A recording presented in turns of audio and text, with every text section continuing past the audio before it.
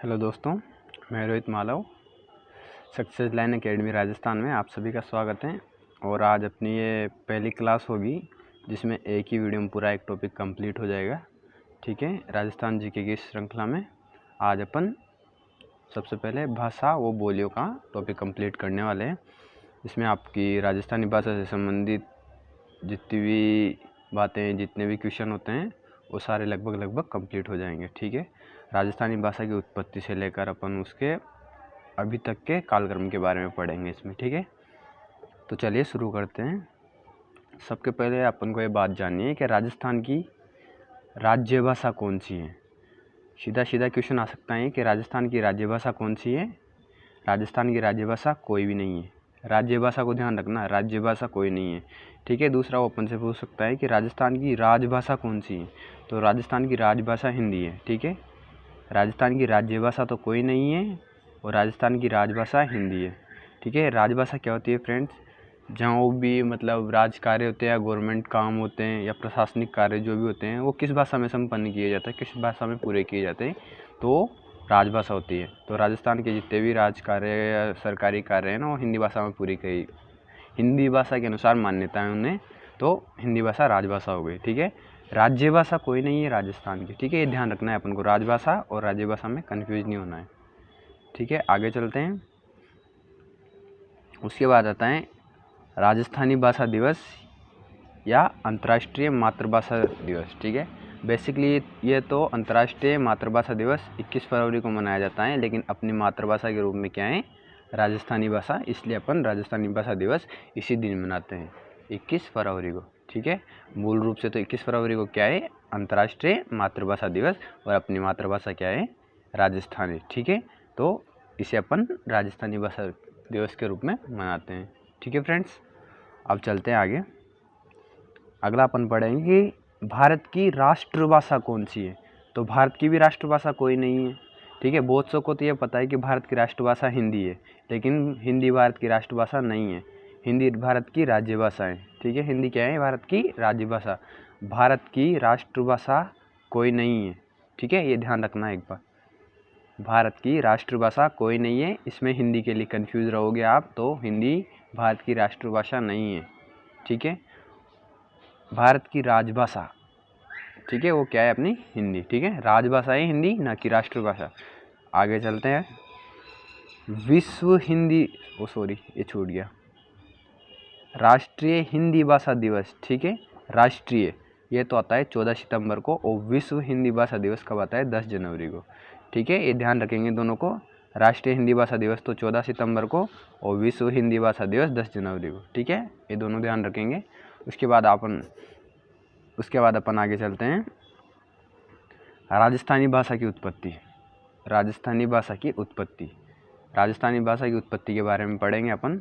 राजस्थानी भाषा की उत्पत्ति को जानने के लिए अपन को पहले उसकी जड़ों में चलना पड़ेगा। इसके लिए अपन सबसे पहले जानेंगे भारोपीय भाषा। सबसे पहले भारोपीय भाषा से संस्कृत भाषा की उत्पत्ति हुई, वो भी क्या, केवल उच्चारण।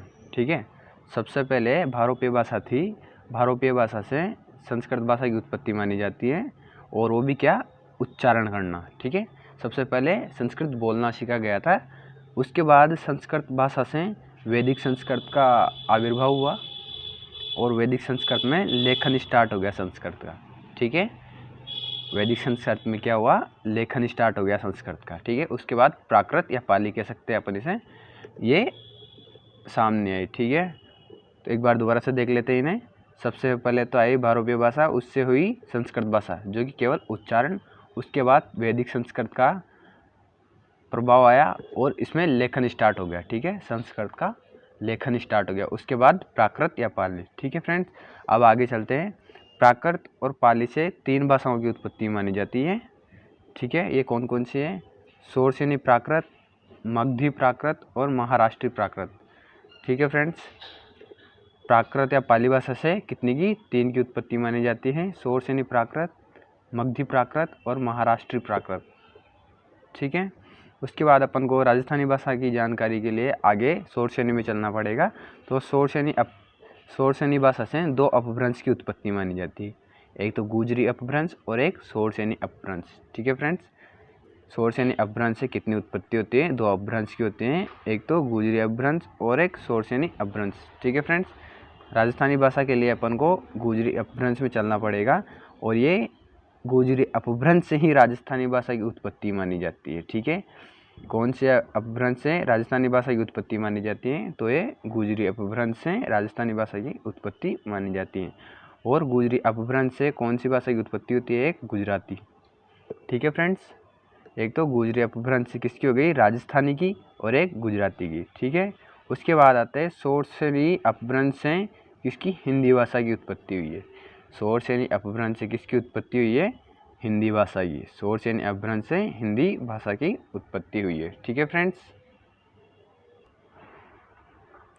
अब आगे चलते हैं अपन और राजस्थानी भाषा के उत्पत्ति कालक्रम के बारे में तथ्यात्मक रूप से अध्ययन करेंगे। राजस्थानी भाषा के उत्पत्ति कालक्रम के बारे में अपन देखेंगे कि सबसे पहले इसको केवल 12वीं शताब्दी के जो अंतिम चरण में इसे बोलना प्रारंभ किया गया था। ठीक है, राजस्थानी भाषा को बोलना कब प्रारंभ किया था? 12वीं शताब्दी के अंतिम चरण में, या अगर वो ईस्वी दे या सन में पूछे तो 1150 ईस्वी के बाद। ठीक है फ्रेंड्स, कब बोलना प्रारंभ किया गया था राजस्थानी भाषा को? 12वीं शताब्दी के अंतिम चरण में या 1150 ईस्वी में। ठीक है, उसके बाद ये पूछ सकता है कि राजस्थानी भाषा का लेखन कब से प्रारंभ हुआ? तो राजस्थानी भाषा का लेखन 13वीं शताब्दी से प्रारंभ हुआ और इसको स्टार लगा लेना। ठीक है फ्रेंड्स, राजस्थानी भाषा का लेखन कब से प्रारंभ हुआ? 13वीं शताब्दी से, इसे स्टार लगा लेना। ठीक है, उसके बाद आगे चलते हैं अपन। उसके बाद आपसे पूछ सकता है कि राजस्थानी भाषा अपभ्रंश के प्रभाव से मुक्त होना कब शुरू हुई? तो ये 16वीं से 18वीं शताब्दी आएगा। 16वीं से 18वीं शताब्दी के बीच ये अपभ्रंश के प्रभाव से मुक्त होना शुरू हो गई थी। ठीक है फ्रेंड्स, अगर वो पूछे कि कौन सी ईस्वी में या सन में पूछे तो 1500 ईस्वी। अपभ्रंश के प्रभाव से मुक्त 16वीं से 18वीं शताब्दी या फिर 1500 ईस्वी। ठीक है, उसके बाद आगे चलते हैं अपन। राजस्थानी भाषा का स्वर्ण काल 18वीं शताब्दी से अब तक माना जाता है। राजस्थानी भाषा का स्वर्ण काल कब से कब तक माना जाता है? 18वीं शताब्दी से अब तक माना जाता है। अगर इसको वो सन में या ईस्वी में पूछे तो 1650 ईस्वी से 1850 ईस्वी तक। इन सभी बातों को इम्पोर्टेंट करके लिख लेना। ठीक है फ्रेंड्स, इन सभी बातों को इम्पोर्टेंट करके लिख लेना। कब से कब तक इसका स्वर्ण काल माना जाता है? 18वीं शताब्दी से अब तक, या फिर 1650 ईस्वी से 1850 ईस्वी तक। ठीक है फ्रेंड्स, आगे चलते हैं। नोट डाल के इस बात को लिखिएगा कि राजस्थानी भाषा की लिपियाँ मुड़िया, लकीर घसीट, महाजनी और बणियावणी। ठीक है, ये राजस्थानी भाषा की लिपियाँ मानी जाती हैं। मुड़िया, लकीर घसीट, महाजनी और बणियावणी। ठीक है, उसके बाद आगे चलते हैं अपन कि राजस्थानी भाषा की लिपि के लिए मुड़िया शब्द, जो मुड़िया शब्द है ना, इसका सर्वप्रथम प्रयोग किसने किया था? टोडरमल ने। इसको भी स्टार लगा लीजिएगा इस क्वेश्चन को। राजस्थानी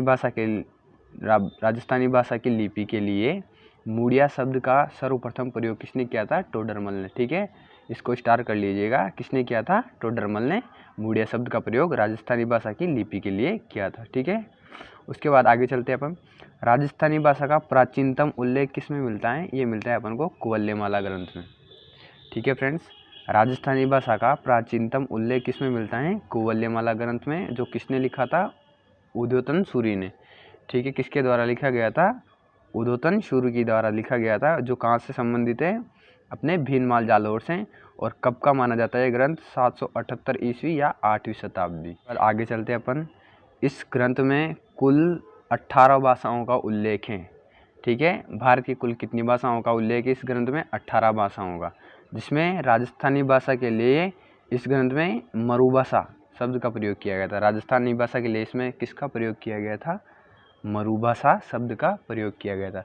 ठीक है फ्रेंड्स, जो कुवल्यमाला ग्रंथ है इसमें राजस्थानी भाषा के लिए कौन सा शब्द का प्रयोग किया गया था? मरुभाषा शब्द का प्रयोग किया गया था। इसको भी स्टार लगा लेना। ठीक है, ये क्वेश्चन आता है, सीधा क्वेश्चन पूछता है आपसे कि कुवल्यमाला ग्रंथ में राजस्थानी भाषा के लिए कौन सा शब्द प्रयोग किया गया था? ठीक है फ्रेंड्स, तो मरुभाषा शब्द प्रयोग किया गया था। उसके बाद अपन आगे चलते हैं। कुवल्यमाला ग्रंथ के बाद में राजस्थानी भाषा की जानकारी हमें किससे मिलती है? पिंगल शिरोमणि से, जो किसके द्वारा लिखा गया था? कुशल लाभ के द्वारा। ठीक है फ्रेंड्स, किससे मिलती है? पिंगल शिरोमणि से, जो कि कुशल लाभ द्वारा लिखा गया था। उसके बाद अपन चलते हैं राजरूपक, जो वीरभाण द्वारा रचित हैं। ठीक है फ्रेंड्स, राजरूपक किसके द्वारा रचित है? वीरभाण के द्वारा। इससे भी अपन को राजस्थानी भाषा के बारे में जानकारी मिलती है। अगला चलते हैं नैणशीरी ख्यात, ये मूणोत नैणसी द्वारा रचित है और इससे भी अपन को राजस्थानी भाषा के बारे में जानकारी मिलती है। किससे?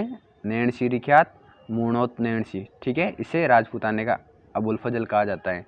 मूणोत नैणसी को क्या कहा जाता है? राजपूताने का अबुल फजल कहा जाता है। ठीक है फ्रेंड्स, आगे चलते हैं।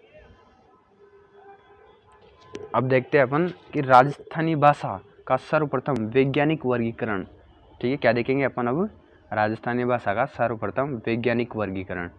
ठीक है फ्रेंड्स, तो राजस्थानी भाषा का सर्वप्रथम वैज्ञानिक वर्गीकरण जॉर्ज अब्राहम ग्रियर्सन, इसको स्टार लगा लेना, राजस्थानी भाषा का वैज्ञानिक वर्गीकरण। ठीक है, इसमें क्या था? जॉर्ज अब्राहम ग्रियर्सन ने 1912 में अपने पुस्तक लिंग्विस्टिक सर्वे ऑफ इंडिया में किया था। ठीक है, इस किताब को हिंदी में क्या बोलते हैं? भारतीय भाषा विषय कोश। ठीक है ना, इसको स्टार लगा लेना, मैं फिर बोल रहा हूँ आपको, ये बहुत इम्पोर्टेंट है इस वाले टॉपिक से। ठीक है, राजस्थानी भाषा का सर्वप्रथम वैज्ञानिक वर्गीकरण किसके द्वारा दिया गया था? जॉर्ज अब्राहम ग्रियर्सन के द्वारा सन 1912 में अपनी पुस्तक किसमें? लिंग्विस्टिक सर्वे ऑफ इंडिया में दिया गया था। ठीक है फ्रेंड्स, इसको हिंदी में भारतीय भाषा विषय कोश कहा जाता है। इस किताब को हिंदी में भारतीय भाषा विषय कोश कहा जाता है। ठीक है फ्रेंड्स, उसके बाद अपन चलते हैं आगे क्षेत्र के आधार पर। ठीक है, इसमें क्षेत्र के आधार पर इन्होंने 5 भागों में बांटा था। ठीक है फ्रेंड्स, इसमें कितनी बोलियां बताई गई थी? 84 बोलियां। राजस्थानी भाषा में 84 बोलियां बताई गई थी और क्षेत्र के आधार पर 5 भागों में से बांटा गया था जॉर्ज अब्राहम ग्रियर्सन के द्वारा। ठीक है फ्रेंड्स, उसके बाद चलते हैं अपन 1961 की जनगणना के अनुसार राजस्थानी भाषा की कुल 73 बोलियां सामने आई थी और 2011 की जनगणना के अनुसार कुल 97 बोलियां सामने आई थी। ठीक है, 1961 की जनगणना के अनुसार तो 73 बोलियां राजस्थान में थी और 2011 की जनगणना के अनुसार 97 बोलियां राजस्थान में थी। ठीक है फ्रेंड्स, अब आगे चलते हैं। आगे अपन पढ़ेंगे फ्रेंड्स राजस्थानी भाषा का सर्वमान्य वर्गीकरण। ठीक है, कौन सा? सर्वमान्य वर्गीकरण, जो सबसे स्पेशल है, सबसे खास है, सबसे इम्पोर्टेंट है। ठीक है ना फ्रेंड्स, सर्वमान्य वर्गीकरण जो किसके द्वारा दिया गया था? मोतीलाल मेनारिया के द्वारा। ठीक है, इसको आगे पढ़ेंगे अभी अपन, किसके द्वारा दिया गया था? ये मोतीलाल मेनारिया के द्वारा। राजस्थानी भाषा का सर्वमान्य वर्गीकरण, इन्होंने राजस्थानी भाषा को 2 भागों में बांटा था। ठीक है, कौन कौन सी 2 भागों में बांटा? एक तो डिंगल और एक पिंगल। डिंगल जिसे पश्चिमी राजस्थानी भी कहते हैं और पिंगल जिसे पूर्वी राजस्थानी भी कहते हैं। ठीक है फ्रेंड्स, राजस्थानी भाषा का सर्वमान्य वर्गीकरण मोतीलाल मेनारिया ने किया, जिसे 2 भागों में बांटा गया, एक तो डिंगल और एक पिंगल। डिंगल को पश्चिमी राजस्थानी भी कहते हैं और पिंगल को पूर्वी राजस्थानी भी कहते हैं। ठीक है फ्रेंड्स, आगे चलते हैं। अब डिंगल में प्रमुखतः एक ही भाषा आती है, मारवाड़ी। ठीक है, डिंगल में एक ही भाषा आती है, मारवाड़ी, जो कि पूर्ण रूप से, शुद्ध रूप से राजस्थानी मानी जाती है। ठीक है, उसके बाद अपन देखेंगे पिंगल में या पूर्वी राजस्थानी में 2 भाषाएं आती हैं मुख्यतः, एक तो ढूंढाड़ी और एक मेवाती। ठीक है फ्रेंड्स, तो राजस्थान में मुख्यतः कितनी भाषाएं हैं? 3 भाषाएं। मेवाड़ी कौन कौन सी हैं? एक तो आ जाती है मेवाड़ी, ढूंढाड़ी और मेवाती। ठीक है, इन्हीं के बारे में अपन आगे अध्ययन करेंगे। ठीक है फ्रेंड्स, तो चलते हैं आगे। नोट डाल के आप लिखना कि राजस्थानी भाषा के लिए सर्वप्रथम राजस्थानी शब्द का प्रयोग जॉर्ज अब्राहम ग्रियर्सन ने 1912 में किया। ठीक है, किसने किया था? जॉर्ज अब्राहम ग्रियर्सन ने 1912 में राजस्थानी भाषा के लिए सर्वप्रथम राजस्थानी शब्द का प्रयोग। जबकि इस भूभाग के लिए क्या फ्रेंड? जबकि इस भूभाग के लिए राजस्थान शब्द का प्रयोग पहली बार कर्नल जेम्स टोड ने 1829 में किया था। ठीक है, राजस्थान शब्द का प्रयोग तो इस भूभाग के लिए कर्नल जेम्स टोड द्वारा किया गया था और राजस्थानी शब्द जॉर्ज अब्राहम ग्रियर्सन ने 1912 में राजस्थानी भाषा के लिए सर्वप्रथम प्रयोग किया था। ठीक है फ्रेंड्स, एक बार फिर देख लेते हैं। राजस्थानी भाषा के लिए राजस्थानी शब्द जॉर्ज अब्राहम ग्रियर्सन ने 1912 में सर्वप्रथम प्रयोग किया और इस भूभाग के लिए राजस्थान शब्द का सर्वप्रथम प्रयोग 1829 में कर्नल जेम्स टोड द्वारा किया गया था। ठीक है फ्रेंड्स, उसके बाद अपन चलते हैं आगे। राजस्थानी भाषा का पहला सर्वेक्षण कौन सा? पहला सर्वेक्षण ध्यान रखना है, इसको स्टार लगा लेना आप। तो राजस्थानी भाषा का पहला सर्वेक्षण जॉर्ज मैकलिस्टर द्वारा किया गया था। ठीक है, ये भी सीधा सीधा क्वेश्चन आता है, इसको इम्पोर्टेंट कर लेना, स्टार लगा लेना इसको। ठीक है फ्रेंड्स, उसके बाद अपन चलते हैं आगे। वाचक इसका मतलब है बोलने वाले। ठीक है, इसमें देखेंगे अपन कि राजस्थानी भाषा के बोलने वाले कितने हैं या इसके वाचक कितने हैं। तो लगभग 8 करोड़ के लगभग राजस्थानी भाषा के बोलने वाले या वाचक है। ठीक है, भारत में राजस्थानी को बोलने जाने वालों की दृष्टि से 7वें नंबर पे आता है अपना राजस्थान। विश्व में 24वें या 16वें नंबर पे आता है। ठीक है, ये दोनों में से एक ऑप्शन मिलेगा आपको, 16वां या 24वां। कुछ सूचकांकों में 24 आता है, कुछ में 16वां आता है। ठीक है, तो ये दोनों ध्यान रखने हैं अपन को। उसके बाद चलते हैं अपन राजस्थानी भाषा की साहित्य शैलियाँ। राजस्थानी भाषा की साहित्य शैलियाँ 2 शैलियाँ हैं, इसे 2 शैलियों में विभाजित किया गया है। राजस्थानी भाषा की साहित्य शैलियाँ 2 शैलियाँ। ठीक है, कौन कौन सी हैं? एक तो डिंगल शैली और एक पिंगल शैली। ठीक है फ्रेंड्स, इनके बारे में अपन आगे विस्तार से जानेंगे अभी। डिंगल और पिंगल। जो पश्चिमी राजस्थानी है, गुजरी अपभ्रंश से जिसकी उत्पत्ति हुई है, ठीक है, उसको मारवाड़ी और चारण जाति द्वारा लिखा गया साहित्य डिंगल साहित्य कहलाएगा।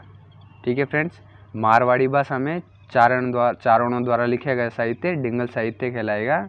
ठीक है, इसमें सोरठा छंद में लिखा जाता है। जो डिंगल साहित्य है इसे किस में लिखा जाता है? सोरठा और छंद में। ठीक है, इस डिंगल को जिस रूप में लिखा जाता है उसी रूप में बोला जाता है। ठीक है फ्रेंड्स, ये अपन को याद रखना है कि डिंगल को जिस रूप में लिखा जाता है ना उसी रूप में बोला जाता है, और ये सोरठा छंद में लिखा जाता है। ठीक है, डिंगल में क्या रहेगा? मारवाड़ी भाषा में चारणों द्वारा लिखा गया साहित्य डिंगल साहित्य कहलाता है।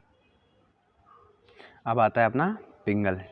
ठीक है फ्रेंड्स, पिंगल जिसको अपन पूर्वी राजस्थानी भी कहते हैं, जिस पर शोरसेनी अपभ्रंश का प्रभाव रहता है। ठीक है फ्रेंड्स, इसमें ब्रजभाषा और भाटों द्वारा या भाट जाति द्वारा लिखा गया साहित्य पिंगल साहित्य कहलाता है या पिंगल शैली के अंतर्गत आता है। ठीक है फ्रेंड्स, इसे जिस रूप में बोला जाता है उस रूप में लिखा नहीं जाता। ठीक है, डिंगल को तो जिस रूप में बोला जाता है उसी रूप में लिखा जाता है। ठीक है फ्रेंड्स, लेकिन जो पिंगल है इसे जिस रूप में बोला जाता है उस रूप में लिखा नहीं जाता।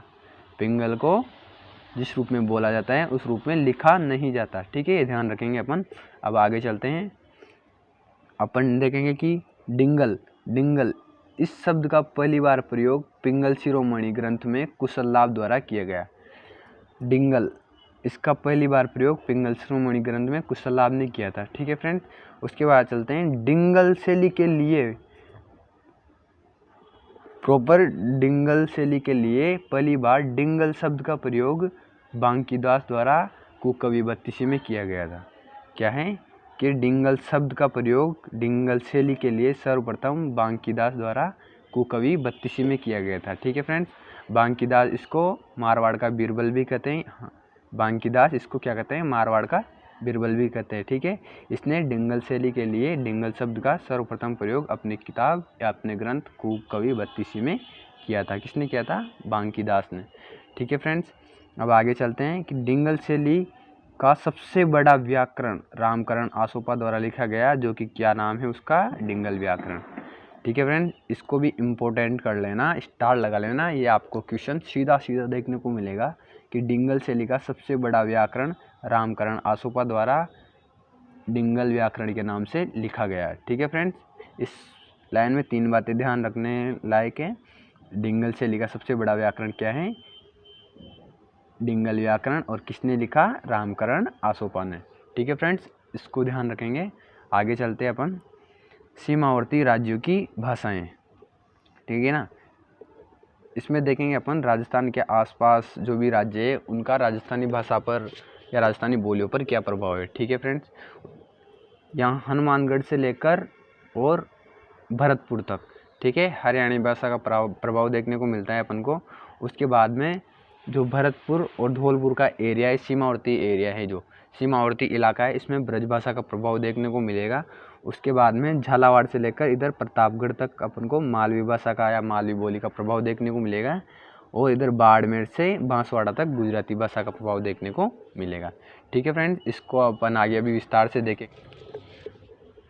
ठीक है फ्रेंड्स, सीमावर्ती राज्यों की भाषाओं के प्रभाव के बारे में देखेंगे। सबसे पहले आती है मालवी भाषा। कौन सी भाषा? मालवी। मूल रूप से कहाँ की है ये?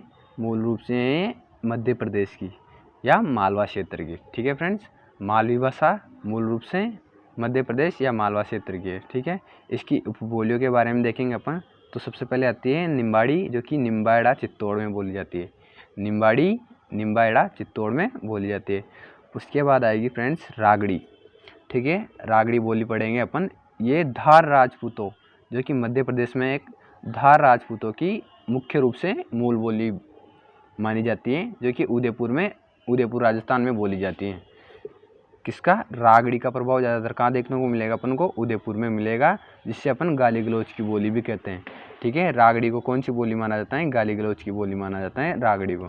ठीक है फ्रेंड्स, और एक क्वेश्चन इससे सीधा सीधा आता है, इसको इम्पोर्टेंट लगा लेना कि धावड़ी बोली का प्रभाव कहाँ देखने को मिलता है? तो उदयपुर में सर्वाधिक देखने को मिलता है। ठीक है फ्रेंड्स, उसके बाद मारवाड़ी की जो एक्स्ट्रा बोलियाँ हैं जो राजस्थान में नहीं बोली जाती वो है सोडावाटी, रतलामी और उमटवाटी। ठीक है, कौन कौन सी है फ्रेंड्स? सोडावाटी, रतलामी और उमटवाटी। ठीक है, ये राजस्थान में नहीं बोली जाती। अब चलते हैं अपन गुजराती। मारवाड़ी भाषा की उत्पत्ति गुजराती अपभ्रंश से नहीं, गुजरी अपभ्रंश से हुई है। ठीक है, किससे? गुजरी अपभ्रंश से। ठीक है फ्रेंड्स, गुजरी अपभ्रंश से हुई है। गुजराती भाषा की उत्पत्ति भी गुजरी अपभ्रंश से हुई है। ठीक है फ्रेंड्स, गुजरी अपभ्रंश से। ठीक है, इसको यहाँ पे हटा देना, गुजरी अपभ्रंश है यहाँ पे, गुजराती अपभ्रंश नहीं है। ठीक है, साहित्य, मारवाड़ी भाषा में जो साहित्य लिखा जाता है उसे अपन डिंगल शैली भी कहते हैं या डिंगल साहित्य भी कहते हैं। ठीक है फ्रेंड्स, सर्वाधिक साहित्य लेखन राजस्थान में, सर्वाधिक साहित्य लेखन किसमें? मारवाड़ी भाषा के लिए डिंगल में ही किया जाता है। ठीक है फ्रेंड्स, उसके बाद चलते हैं अपन क्षेत्रफल की दृष्टि से राजस्थान की सबसे बड़ी बोली, जो राजस्थान का क्षेत्र है ना, उसमें सबसे ज़्यादा बोली जाने वाली बोली मारवाड़ी है। ठीक है फ्रेंड्स, सबसे बड़े क्षेत्रफल में बोली जाने वाली बोली मारवाड़ी है, जो कि पहले नंबर पे आती है क्षेत्रफल की दृष्टि से। ठीक है, वाचकों की दृष्टि से दूसरे नंबर पे आती है। जो मारवाड़ी है ना, वो वाचकों की या बोलने वाले लोगों की दृष्टि से, जनसंख्या की दृष्टि से दूसरे नंबर पे आती है। फर्स्ट नंबर पे बोलने वालों की दृष्टि से ढूंढाड़ी आती है। कौन सी आती है फ्रेंड्स? ढूंढाड़ी।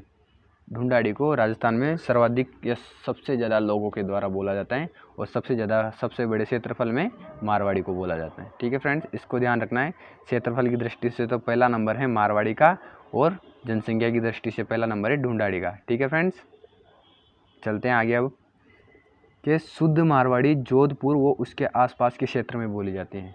शुद्ध मारवाड़ी कहाँ की बोली है? जोधपुर की और उसके आसपास के क्षेत्र, जैसे कि कुछ जिले आ जाएंगे उसके आसपास के में।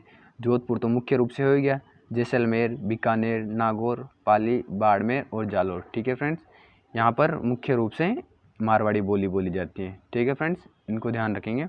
उसके बाद मारवाड़ी की उपबोलियाँ आती है। ठीक है फ्रेंड्स, मारवाड़ी तो भाषाएँ, और मारवाड़ी की अब आती हैं उपबोलियाँ। सबसे पहले नंबर पे आती है थड़ी। थड़ी मुख्य रूप से गंगानगर, हनुमानगढ़ और आंशिक रूप से चूरू और बीकानेर में बोली जाती है। ठीक है फ्रेंड्स, मुख्य रूप से गंगानगर, हनुमानगढ़ और आंशिक रूप से चूरू और बीकानेर में बोली जाती है। ठीक है फ्रेंड्स, आगे चलते हैं। अब दूसरे नंबर पे आती है शेखावाटी। शेखावाटी को चूरू, झुंझुनू, सीकर में बोला जाता है।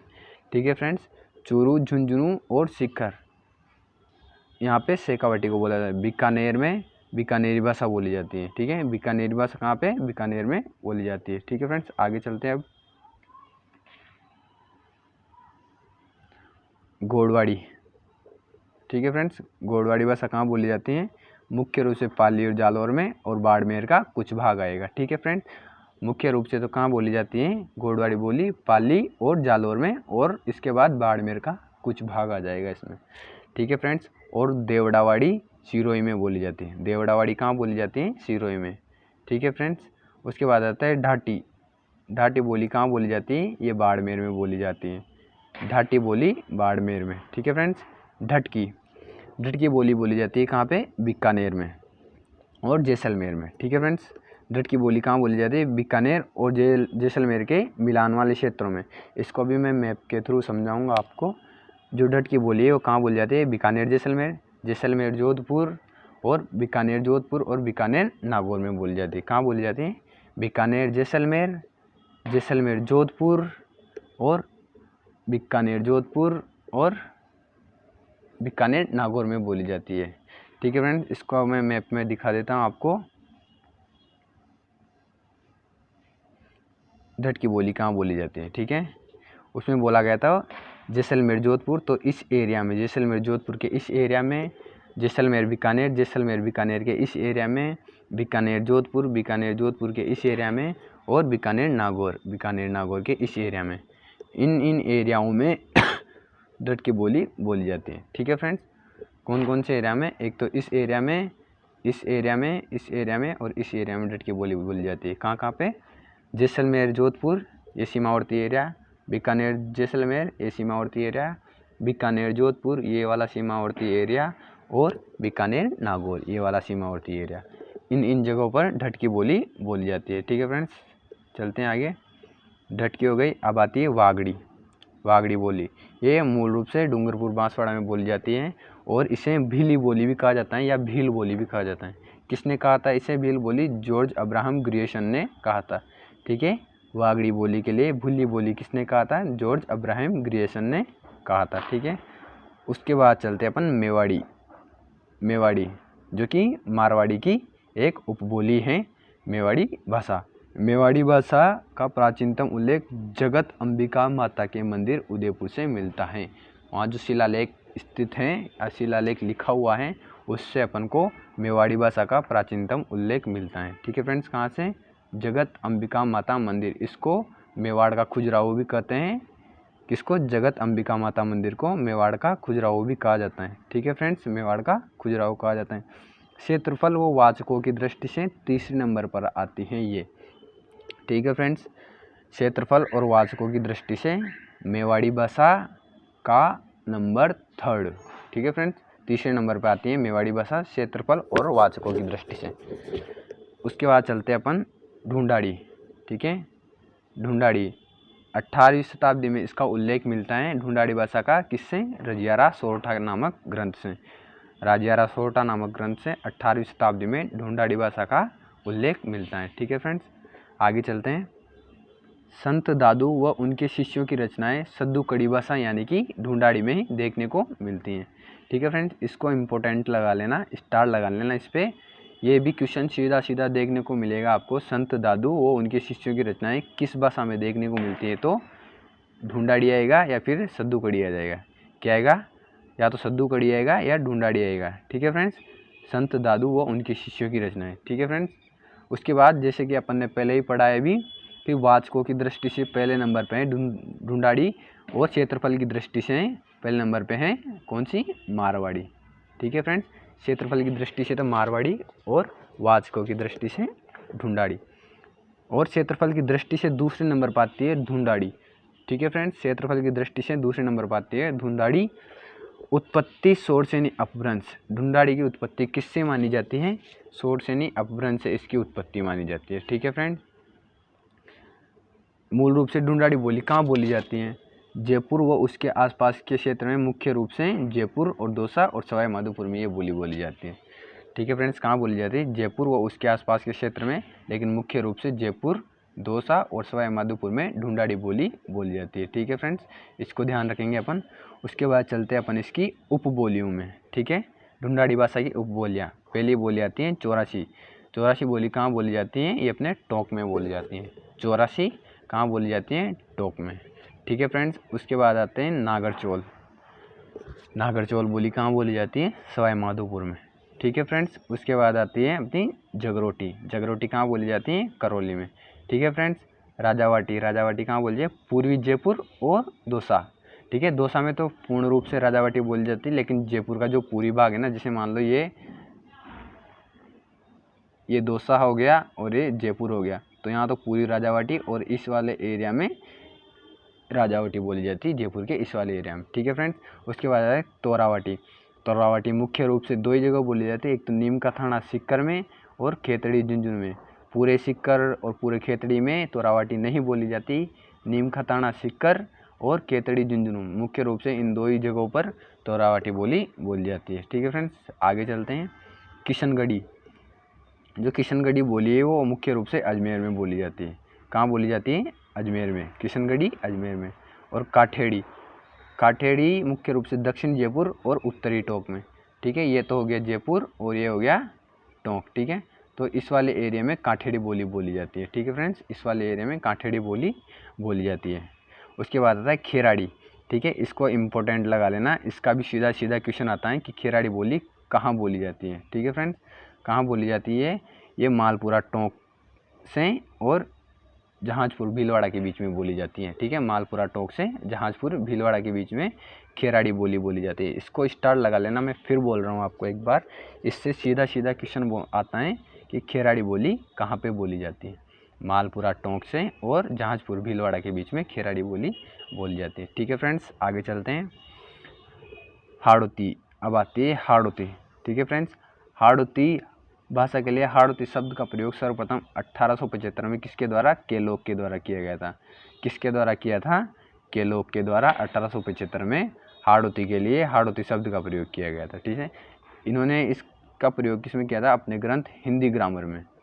केलोग ने हाड़ौती के लिए हाड़ौती शब्द का प्रयोग सर्वप्रथम 1875 में हिंदी ग्रामर ग्रंथ में किया था। किसने किया था? केलोग ने। ठीक है फ्रेंड्स, सूर्यमल मिश्रण की अधिकतर रचनाएं हाड़ौती में। ठीक है, जो राजस्थान के राज्य कवि कहलाए जाने वाले या कहे जाने वाले सूर्यमल मिश्रण हैं, उनकी अधिकतर रचनाएं अपन को किस में देखने को मिलेंगी? हाड़ौती में। ठीक है फ्रेंड्स, हाड़ौती लिपि सबसे कठिन है लेखन की दृष्टि से। हाड़ौती लिपि को लिखना बहुत ही कठिन है, इसलिए लेखन की दृष्टि से राजस्थान की सबसे कठिन बोली जो या लिपि जो मानी जाती है वो हाड़ौती मानी जाती है। ठीक है फ्रेंड्स, लेखन की दृष्टि से सबसे कठिन लिपि हाड़ौती भाषा की है। ठीक है फ्रेंड्स, आगे चलते हैं अपन। अब आती है मेवाती। ठीक है फ्रेंड्स, कौन सी भाषा आती है? मेवाती। मेवात क्षेत्र में मेऊ जाति द्वारा या संत लालदास जी, चरणदास जी, सहजोबाई या दयाबाई की जो भी रचनाएं है ना, वो अपन को किस भाषा में मिलेगी? मेवाती भाषा में। एक बार फिर देखते हैं इसको। मेवात क्षेत्र में मेऊ जाति द्वारा बोली जाने वाली संत लालदास जी, चरणदास जी, सहजोबाई, दयाबाई, जिनकी जो भी रचनाएं हैं ना, वो सब मेवाती भाषा में देखने को मिलेंगी और इस पर स्टार लगा लेना। ठीक है फ्रेंड्स, ये वाली बात भी एकदम बहुत ज़्यादा इम्पोर्टेंट है कि मेवात क्षेत्र में मेऊ जाति द्वारा संत लालदास जी, चरणदास जी, सहजोबाई और दयाबाई, ठीक है, इनके द्वारा जो भी रचनाएं की गई है वो मेवाती भाषा में मिलती हैं। ठीक है फ्रेंड्स, उसके बाद चलते हैं। ये भाषा यानी कि मेवाती पश्चिमी हिंदी और राजस्थानी के मध्य सेतु का कार्य करती है। ठीक है, पश्चिमी हिंदी और राजस्थानी के मध्य सेतु का कार्य करती है। कौन सी? मेवाती भाषा। ठीक है, इन दोनों के मध्यस्थ भाषा मानी जाती है मेवाती भाषा, पश्चिमी हिंदी और राजस्थानी के मध्य की। ठीक है, अब मेवाती भाषा की उपबोलियाँ देखते हैं फ्रेंड्स। पहले नंबर पर आती है अहिरवाटी या राठी। ठीक है, अहिरवाटी या राठी को यादवों की बोली भी कहा जाता है। क्या कहा जाता है इसको? अहिरवाटी या राठी को यादवों की बोली भी कहा जाता है। ठीक है फ्रेंड्स, ये कहाँ बोली जाती है? मुख्य रूप से अलवर में, वानसूर, बहरोड़ और मुंडावर में। यहाँ पे कौन सी बोली जाती है? अहिरवाटी या राठी। ठीक है फ्रेंड्स, उसके बाद आता है ये आंशिक रूप से जयपुर में भी अहिरवाटी बोली जाती है। ठीक है फ्रेंड्स, उसके बाद आता है सेकंड नंबर पे कठेर मेवाती। मेवाती की कौन सी? कठेर मेवाती, ये प्रतापगढ़ और अजबगढ़ में। ठीक है, इसको सिंगल लाइन में स्टार लगा के लिख लो कि कठेर मेवाती प्रतापगढ़ और अजबगढ़ में बोली जाती है। प्रतापगढ़ अलवर का ही एक क्षेत्र है और अजबगढ़ भी वहाँ का ही एक क्षेत्र है। ठीक है, जहाँ पे मेवाती बोली जाती है वो भी कौन सी? कठेर मेवाती। इसको सिंगल लाइन में स्टार लगा के लिख लो, ये क्वेश्चन आपको कहीं ना कहीं सीधा देखने को मिलेगा। ठीक है फ्रेंड्स, तीसरे नंबर पे आती है मेहटा मेवाती। ये भी मेवाती की एक उपबोली है। ठीक है फ्रेंड्स, उसके बाद अगर आपको ये वीडियो अच्छी लगी हो तो चैनल को सब्सक्राइब कीजिएगा, अगर आपने नहीं किया हो तो वीडियो को लाइक कीजिए और शेयर कीजिए। ठीक है फ्रेंड्स, आगे भी और भी ऐसी वीडियो आती रहेंगी। Thank you so much friends.